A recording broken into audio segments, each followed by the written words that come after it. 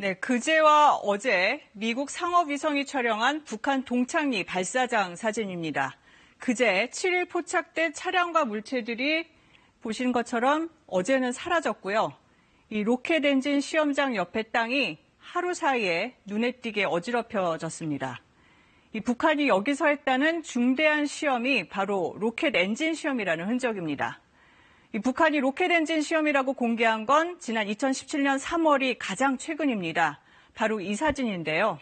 이 수직 시험대에서 액체 연료를 사용한 고출력 엔진 분출 시험을 했습니다. 우리 군과 정보당국은 북한이 이번에도 액체 연료를 써서 시험을 한 걸로 판단하고 있습니다.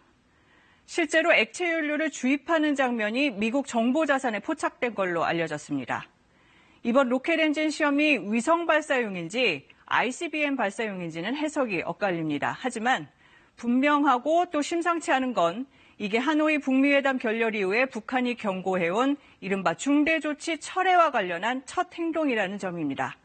먼저 워싱턴 연결해서 미국 상황 알아보겠습니다. 서지영 특파원. 이 트럼프 대통령의 반응이 나왔죠. 발언 수위가 점점 높아지는 것 같은데요.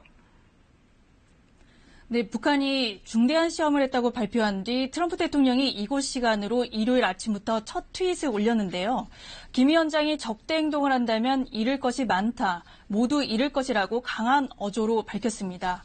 북한의 발표 이전 적대 행동을 한다면 놀랄 것이라는 발언보다 경고 수위가 한층 높아진 겁니다.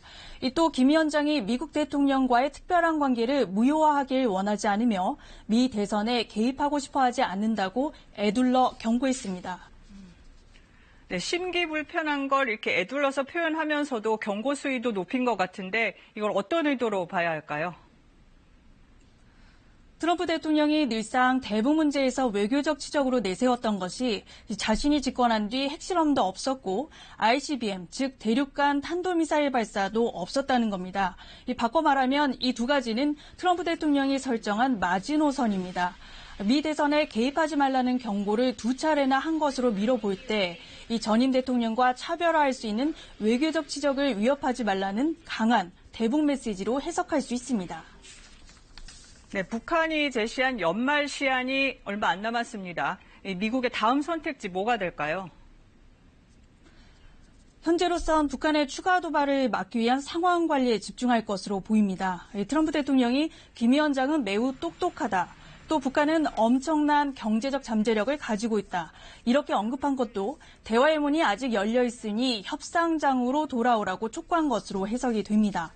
오브라이언 미 국가안보보좌관도 한 매체와의 인터뷰에서 스티브 비건 국무부 부장관 지명자의 방한 가능성을 언급했는데요.